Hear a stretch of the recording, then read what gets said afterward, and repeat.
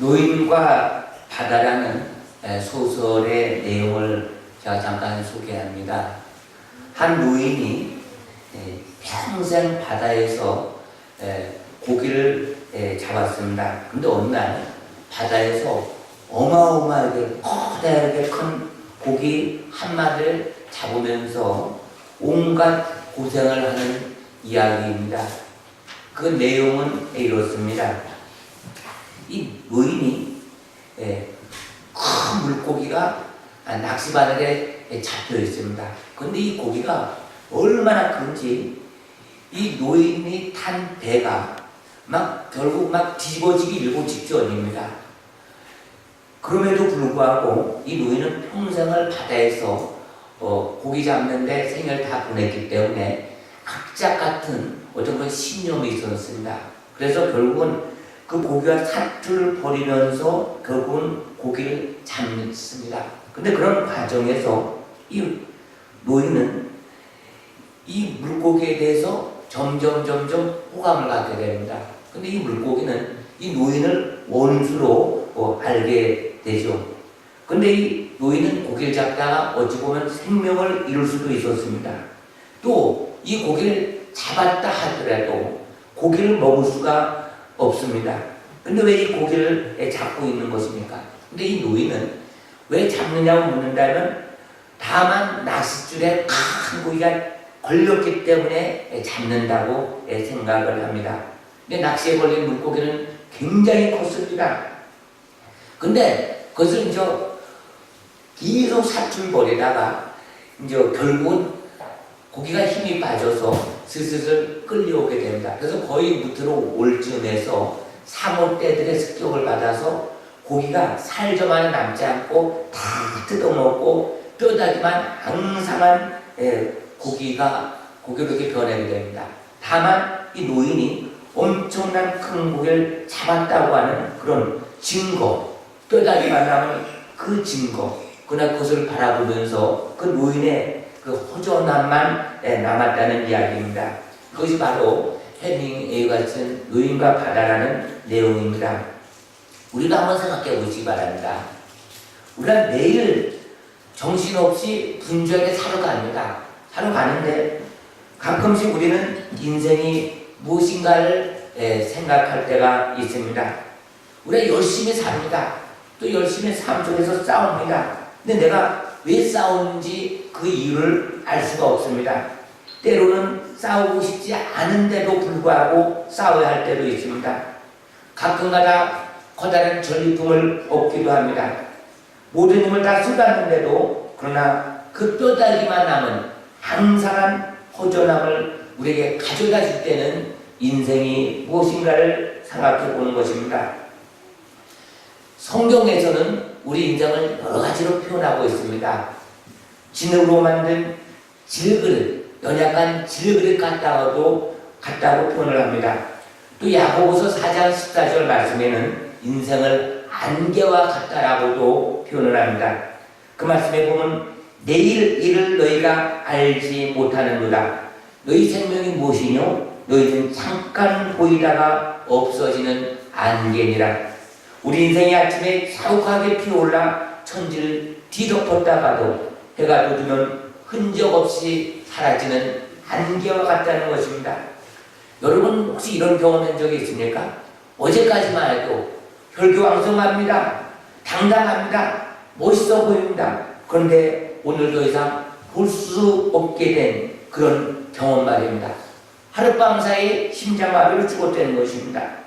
세상을 호령하던 사람도 안개 거치듯 그 인생이 거치면 결국 한 줌의 흙분으로 남게 되는 것입니다. 오늘 성경 말씀은 우리에게 중요한 교훈을 주고 있습니다. 우리 인생이 무엇인가에 대해서 정확히 말씀하고 있습니다. 23절 말씀에 보면은 배들을 바다에 띄우며 큰 물에서 일을 하는 자는, 그러니까 우리 인생을 바다에 배를 띄우는 것이라고 말씀하고 있습니다. 사랑하는 성도 여러분, 오늘 이 말씀 속에서 우리 한번 다시 인생을 정리해 보시기 바랍니다. 그리고 그 안에서 기도의 능력을 발견하는 그런 시간이 되시길 주님의 이름으로 축복합니다. 첫 번째로 우리의 인생은 이 파도와 같은데 우리 인생의 파도는 늘 있다는 것을 기억하시기 바랍니다. 배를 타고 바다로 나갔을 때 항상 마음을 써야 하는 가장 중요한 것이 있다면 바로 파도입니다. 파도가 얼마나 높게 이느냐 하는 것은 배를 탄 사람들에게는 아주 중요하기 때문입니다. 파도의 높이에 따라서 고기를 많이 잡기도 하고 적게 잡기도 합니다. 또한 목적지를 향해 가는 사람들은 그 파도의 높이에 따라서 목적지에 정확히 도착할 수 있는지 없는지를 결정하는 그런 것이 바로 파도의 높이라고 하는 것입니다. 그래서 파도로 나갈 때는 일기예보를 꼭 들어야 됩니다. 날씨가 좋아야 바람이 불지 않고 바람이 불지 않아야 파도가 높지 않고 파도가 높지 않아야 해야 할 일들을 수월하게 할 수 있기 때문입니다. 먹구름이 몰려오고 바람이 아무리 사납게 불어도 파도만 잔잔할 수 있다면 그깟 바람 아무리 불어도 상관이 없습니다. 그러나 문제는 바람이 거세게 불면 파도 역시 드세게 분다는 사실입니다. 바다는 파도가 관건입니다. 그래서 방송에서는 매일매일 시간마다 기상 정보를 전해주면서 파도의 높이를 알려줍니다. 오늘은 동해안 또한 서해안 파도가 몇 미터이겠습니다 라는 정보를 우리는 항상 들을 수가 있습니다. 그만큼 파도의 역할이 중요합니다. 그런데 1년 365일 일기예보를 아무리 들어봐도 파도가 없다는 예보는 한 번도 들을 수가 없는 것입니다. 아무리 잔잔한 파도라 하더라도 30cm 이상의 파도는 일렁이고 있다는 사실입니다. 바다에는 언제나 파도가 있습니다. 인생의 바다도 마찬가지입니다. 늘 파도가 있다는 사실입니다. 잔잔한 파도가 모든 것을 도와줄 때도 있지만 거친 파도는 우리 인생의 모든 것을 뒤집어 삼켜버릴 때가 있다고 하는 것입니다. 오늘 읽은 본문 말씀 인생의 거친 파도를 그려내고 있습니다. 25절 말씀에 보면 여호와께서 명령하신즉 광풍이 일어나 바다 물결을 일으키는도다. 그들이 하늘로 솟구쳤다가 깊은 곳으로 내려가나니 그 위험 때문에 그들의 영혼이 녹는도다. 그들이 이리저리 구르며 취한 자같이 비틀거리니 그들의 모든 지각이 혼돈 속에 빠지는도다. 사랑하는 성도 여러분, 파도가 성깔나면 정말 무섭습니다. 아무리 큰 바도 하늘 높이 솟구쳤다가 바닷속 깊은 곳까지 내다꽂아 버립니다. 그 순간이 얼마나 무서운지 오늘 본문 말씀에 보면 영혼이 녹아버린 것 같다라고 표현하고 있습니다. 여러분 인생의 큰 파도 속에서 영혼이 녹아버리는 경험을 한 적이 있습니까? 우리는 인생의 바다를 항해하면서 늘 바다가 잔잔하지만 발에서는 안 됩니다. 또 항상 평화롭기만 할 것이라고 예상해서는 안 된다는 사실입니다. 파도가 있기에 바다입니다. 날씨를 예측하기 어려운 것이 바다입니다. 언제라도 동풍이 일면 산더미만한 파도가 배를 덮칠 수가 있다는 것입니다. 사랑하는 성도는 사람은 누구나 자기 인생의 삶이 잔잔하기를 소망합니다. 그러나 우리가 기억할 것은 우리가 살고 있는 이 땅은 하나님의 나라, 천국이 아닙니다. 이 땅에서는 참된 평화를 지속적으로 얻을 수가 없습니다. 이 땅에는 공주인 권세 잡은 악한 영이 있다는 사실입니다. 또 우리 인생에 있어서는 큰 풍랑이 몰려올 수도 있다는 것을 우리는 생각하셔야 됩니다. 그러면서 우리는 믿음을 굳건히 준비해야 됩니다. 지금도 우리가 살고 있는 환경은 그렇게 잔잔하지 않습니다. 어수선합니다. 불안합니다. 때로는 두렵기도 합니다. 북한은 휴전선 우리 코앞에 미사일을 배치시켜 놓고 있습니다. 우리가 경제가 얼마나 어렵습니까? 해결해야 할 많은 숙제들을 짊어지고 있고 허덕이고 있고 그 안에서 가정은 무너지고 있고 개인의 삶은 버려지고 있습니다. 그러나 믿는 이들은 이러한 때일수록 믿음의 큰 눈으로 볼 수 있어야 됩니다. 아무리 세상이 무너질 것 같다 하더라도 그것은 파도일 뿐이라는 사실입니다. 상황이 더 안 좋아질 수도 있습니다. 더 큰 파도가 밀려올 수도 있습니다. 그러나 그래도 파도일 뿐입니다. 이 땅에서는 늘 있을 수 있는 일이라고 우리는 생각해야 됩니다. 이것이 바로 우리 인생을 사는 믿음을 가진 신앙인들의 기본 자세입니다. 두 번째는 그래도 우리는 배를 띄워야 한다는 사실을 명심하시기 바랍니다. 이런 속담이 있습니다. 배를 항구에 정박해 두면 안전하다. 그러나 배를 만든 주인은 항구에 정박해 두기 위해 그 배를 만드는 것은 아니다. 인생의 바다에 항상 파도가 있다 해도, 때로는 미친 듯한 바람이 우리의 생명을 위협한다 해도 인생의 배는 띄어야 한다는 사실입니다. 다시 하나님께서 보여주시는 목적지를 향해 만방의 준비를 갖추고 닷을 올려야 합니다. 파도가 무섭다고 배를 띄우지 않으면 우리 인생에는 아무런 일도 일어나지 않습니다. 오늘 본문 말씀에 광풍에도 불구하고 우리가 배를 띄워야 하는 이유에 대해서 이렇게 말씀하고 있습니다. 그 이유는 무엇입니까? 바로 광풍을 명하신 분이, 광풍을 명령하신 분이 하나님이시기 때문입니다. 25절 말씀에 여호와께서 명령하신즉 광풍이 일어나 바다 물결을 일으키는도다.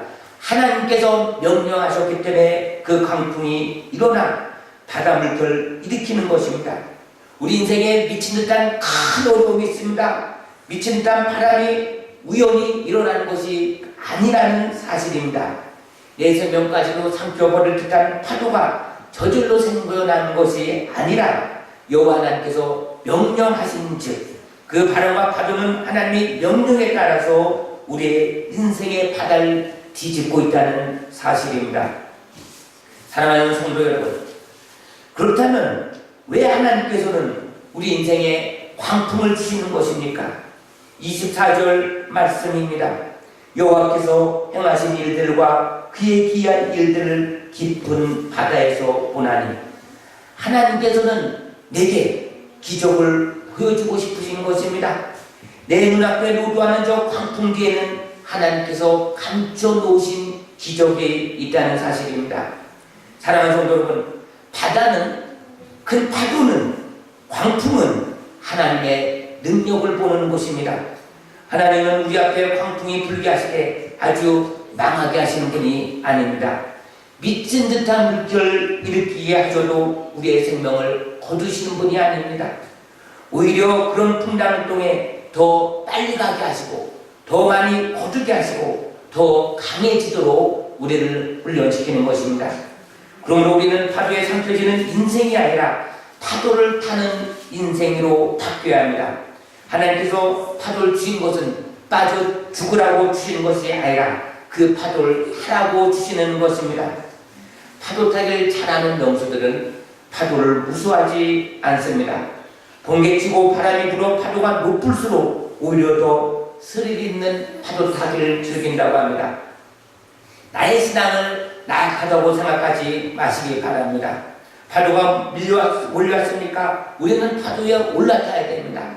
그리고 두려움과 공포를 부숴던지고 오히려 그것을 즐길 수 있는 믿음의 큰 눈을 모두 소유하시기 바랍니다. 또한 인생의 파도를 타는 데는 두 가지 신앙의 도구가 있습니다. 첫 번째는 오직 하나님을 의지하는 것입니다. 한번 다 따라하시기 바랍니다. 오직 하나님만을 의지하자. 인생의 큰 파도가 올 때 우리는 도울 힘이 없는 방백들, 사람들을 의지해서는 안 되는 것입니다. 사랑하는 성도 여러분, 인생의 파도 타기도 중요한 것이 오직 하나님만을 의지하는 것입니다. 사람 쫓아지 않는다고 되는 것이 아닙니다. 사람의 힘만을 의지하는 것이 아닙니다. 형제를 의지하는 것이 아닙니다. 제일 중요한 것은 파도가 몰려올 때 우리는 이렇게 고백해야 됩니다. 내게 파도를 주신 하나님 감사합니다. 내게 기적을 베풀어 주시려고 이 파도를 주신 것을 압니다. 하나님 저로 이 파도에 침몰하지 않게 하시고 이 파도를 타고 즐길 수 있게 해주십시오. 이런 믿음의 자신감이 없으면 우리는 파도를 탈 수 없습니다. 그렇기 때문에 오직 하나님의 섭리라는 것을 우리가 인정하는 것입니다. 하나님께서 보고 계십니다. 하나님께서 우리의 중심을 보십니다. 우리에게 이 시련을 통해서 우리를 정같이 다듬는 것이 하나님의 파도입니다. 두 번째는 기도입니다. 기도는 파도 타기를 할 때 몸을 씻는 보트와 같습니다. 아무리 기술 좋은 사람도 보트를 타지 않으면 그 파도를 탈 수가 없습니다. 불가능합니다. 우리 인생은 기도 없이는 인생의 파도를 탈 수가 없습니다. 기도는 가장 무서운 신앙의 무기입니다. 기도의 기술에 따라 어떤 파도도 굴복시킬 수 있다는 것을 우리는 아셔야 됩니다. 사랑하는 성도 여러분, 큰 풍랑 한가운데 있어도 우리는 두려워하지 마시기 바랍니다. 기도의 보트에 올라있으면 오히려 파도의 스릴마저 즐길 수가 있습니다. 그리고 하나님께서는 오늘 말씀대로, 본문의 말씀대로 우리를 소원의 항구로 인도해 주십니다. 28절 말씀에 보면 이에 그들이 고통 때문에 여호와께 부르시매 그가 그들이 고통에서 그들을 인도하여 내시고 광풍을 고요하게 하사 물결도 잔잔하게 하시는도다. 30절 말씀에 그들이 평온함으로 말미암아 기뻐하는 중에 여호와께서 그들이 바라는 항구로 인도하시는도다. 기억 한글에는 소원의 항구로 인도하신다고 말씀하고 있습니다. 욥은 고난을 통과했습니다. 고난을 통과한 후 하나님을 더 깊이 찬양합니다. 다니엘은 사자굴이라는 인생의 깊은 바다 속에 던져졌으나 그러나 믿음으로 이겨냈습니다. 바울과 실라는 빌보 감옥의 깊은 바다 속에 깊은 감옥 속에서도 오히려 하나님을 찬양하며 기도할 때에 지진이 나고 옥문이 열리며 하나님의 기적을 보게 된 것입니다. 그리고 간수뿐만 아니라 온 가족을 구원했습니다. 그리고 그곳에 빌보 교회가 세워지는 것입니다. 하나님께서는 강이 변하여 광야가 되게 하시고 또한 광야가 변하여 옷이 되게 하시며 마른 땅으로 샘물이 되게 하신 것입니다. 오늘 시편 107편 31절 보면 여호와의 인자심과 인생에게 행하신 기적으로 말미암아 그를 찬송할지로다. 30절 백성의 모임에서 그를 높이며 장로들이 자리에서 그를 찬송할지로다. 우리는 인생의 삶 속에 있어서 깊은 바다 속을 지날 때가 있습니다. 그런 과정 속에서 하나님이 나와 함께 하시고 나의 믿음을 점검하시고 또 하나님께서 그런 과정을 통해서 기적을 나타내 보이시는 하나님의 섭리 안에 있다는 것을 깨달아야 되는 것입니다. 광풍은 하나님께서 명령하셨기 때문에 일어나는 것입니다. 우리 인생에 있어서 누구의 잘잘못을 따지는 것은 안 됩니다. 누구 때문이 아닙니다. 하나님께서 그렇게 하신 것입니다. 그런 속에서 우리의 믿음과 또한 시련 속에서 정같이 다듬으시는 하나님의 역사심을 성경에서는 말씀하고 있습니다. 오늘도 이 말씀을 붙들고 지가 뜨겁게 우리가 3분간 기도합니다. 오직 주님의 약속의 말씀을 붙들고 사람을 의지하지 말고 고난이 파도 속에서 하나님을 온전히 의지하고 기도하면서 믿음으로 승리하는 우리 인생 되게 해달라고 다 같이 동서로 기도합니다.